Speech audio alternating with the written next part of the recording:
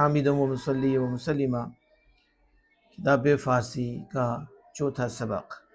کلمے کی قسمیں، یاد رکھیے کلمے کی 3 قسمیں ہیں: اسم، فعل، حرف۔ عربی گرامر میں کلمہ بھی بولتے ہیں، مفرد بھی بولتے ہیں۔ تو کلمہ کہہ لیں، مفرد کہہ لیں، کلمے کی 3 قسمیں ہیں: اسم، فعل اور حرف۔ اسم کی تعریف کیا ہے؟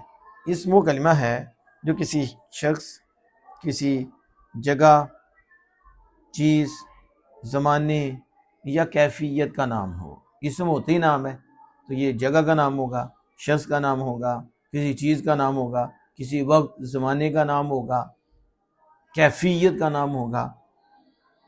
جیسے احمد یہ شخص کا نام ہے، کعبہ یہ جگہ کا نام ہے، اور رمضان یہ وقت کا نام ہے، کتاب یہ چیز کا نام ہے، پاک صفت کا نام ہے، گھر حالت، کیفیت وغیرہ۔ تو اسے اسم کہتے ہیں۔ فعل وہ کلمہ ہے جس سے کسی کام کا کرنا یا ہونا یا سہنا معلوم ہو اور اس کی حیت اور شکل و صورت سے کوئی زمانہ بھی سمجھا جائے۔ یعنی فعل کی جو صورت ہے اور جو شکل ہے، اس سے پھر کوئی زمانہ سمجھا جاتا ہے۔ مثلا احمد آمد، احمد آیا۔ اب آمد جو لفظ ہے یہ فعل ہے اور اس کی شکل و صورت سے زمانہ ماضی سمجھ آ رہا ہے۔ احمد آیت، آیت فعل ہے اور اس کی شکل و صورت سے فعل حال اور یا فعل مستقبل سمجھا جاتا ہے۔ اسی طرح احمد می آیت کی شکل سے فعل حال سمجھا جاتا ہے۔ بس پھر وہ کلمہ ہے جس سے کسی کام کا کرنا یا ہونا یا سہنا معلوم ہو اور اس کی شکل و صورت سے کوئی زمانہ سمجھا جائے۔ جیسے احمد آیا، محمود آتا ہے اور خالد آئے گا۔